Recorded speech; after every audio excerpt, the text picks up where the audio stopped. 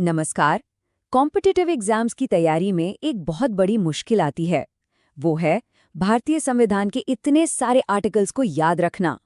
लेकिन क्या हो अगर इसे याद करने का एक ऐसा तरीका हो जिसे टॉपर्स भी छिपा कर रखते हैं। चलिए आज उसी तरीके को समझते हैं। यूपीपीसीएस हो, यूपीएसआई हो या एसएससी, तैयारी करने वाले ज्यादातर लोगों के लिए ये एक आम समस्या है। इतने सारे नंबर, इतने सारे प्रावधान, सब कुछ दिमाग में रखना वाकई बहुत मुश्किल हो सकता है। जी हाँ, रट्टा मारने की कोई जरूरत नहीं है। एक बहुत ही मजेदार और कारगर समाधान है जो इस मुश्किल काम को आसान बना सकता है। ये सुनने में ही कितना अच्छा लगता है ना?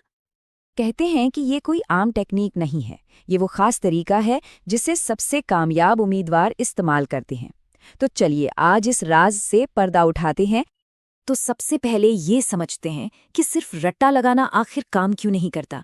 देखिए हमारा दिमाग ना तथ्यों की एक लंबी लिस्ट के बजाय कहानियों को कहीं बेहतर तरीके से याद रखता है। ये सब सुनकर लग रहा है ना कि ये तो अपनी ही बात हो रही है। एग्जाम के प्रेशर में सही आर्टिकल नंबर याद ना आना या फिर एक जैसे लगने वाले दो अधिकारों के बीच कंफ्यूज हो जाना, ये वो मुश्किलें हैं जिनका सामना लगभग हर कोई करता है। तो आखिर ये टॉपर्स की सीक्रेट कहानी है क्या? चलिए अब इस नई और जबरदस्त टेक्निक को समझते हैं जो सारे आर्टिकल्स को एक दूसरे से ऐसे जोड़ देती है कि उन्हें याद रखना अविश्वसनीय रूप से आसान हो जाता है। जरा सोच कर देखिए, संविधान के पहले 51 आर्टिकल्स को अलग अलग रटने के बजाय बस एक कहानी याद रखनी है, बस एक। यही तो इस मेथड का सबसे शक्तिशाली वादा है, सिंपल और असरदार। तो कहानी की शुरुआत करते हैं। कहानी का पहला चैप्टर एक राष्ट्र बनाने और उसके लोगों को पहचानने के बारे में है, जो हमारे संविधान की बिल्कुल नींव है। देखिए कहानी कैसे आगे बढ़ती है।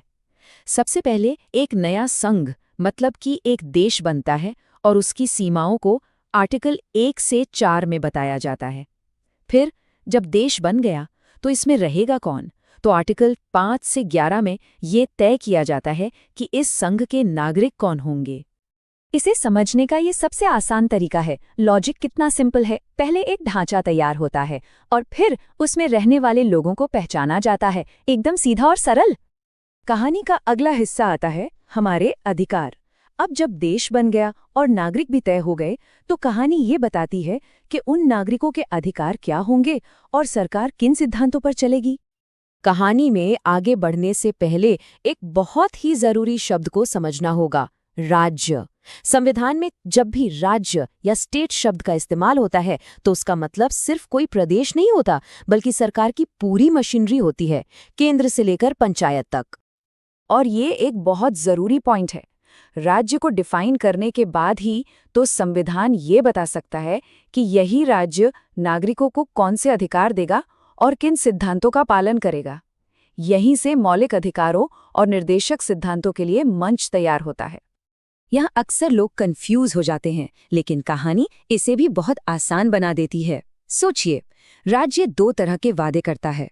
मौलिक अधिकार वो पक्के वादे हैं जिन्हें लागू करवाने के लिए हम अदालत का दरवाजा खटखटा सकते हैं, जबकि निर्देशक सिद्धांत वो लक्ष्य हैं जिन्हें हासिल करने के लिए राज्य को कोशिश करनी चाहिए।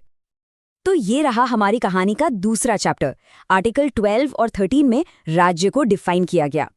फिर आर्टिकल 14 से 35 तक नागरिकों को उनके सबसे जरूरी अधिकार दिए गए और आखिर में आर्टिकल 36 से 51 तक राज्य को बताया गया कि एक अच्छा शासन कैसे चलाना है। सब कुछ एक क्रम में है। अब सबसे जरूरी सवाल, इस सीक्रेट को आखिर अपनाएं कैसे? ये ज्ञान अब सबके लिए है ताकि इसका इस्तेमाल हर कोई अपनी पढ़ाई के लिए कर सके। ये 4 बहुत सिंपल स्टेप्स हैं। सबसे पहले कहानी के मेन फ्लो को समझिए। देश बना, नागरिक आए, उन्हें अधिकार मिले। फिर हर हिस्से की एक मेंटल पिक्चर बनाइए। इसके बाद कहानी के हर मोड़ को उससे जुड़े आर्टिकल ग्रुप से जोड़िए और अंत में इसे बार बार दोहराइए। ये नंबर इस तरीके की ताकत को दिखाता है। सिर्फ एक कहानी याद करके संविधान के 51 सबसे अहम आर्टिकल्स पर पकड़ बनाई जा सकती है। ये रट्टा लगाने से कई ज्यादा असरदार है। तो इस पूरे विश्लेषण से हमें क्या समझना चाहिए? सबसे जरूरी बात यह है कि सीखने के लिए कहानी का इस्तेमाल एक बहुत पावरफुल टूल है। ये ना सिर्फ जानकारी को ऑर्गेनाइज करता है बल्कि उसे दिलचस्प भी बनाता है, जिससे उसे याद रखना आसान हो जाता है। तो ये था टॉपर्स का वो सीक्रेट जो अब सिर्फ उनका नहीं बल्कि हम सबका है। इसे इस्तेमाल करें, अभ्यास करें और फिर देखें कि कैसे संविधान को याद करना एक बोझिल काम से एक दिलचस्प सफर बन जाता है।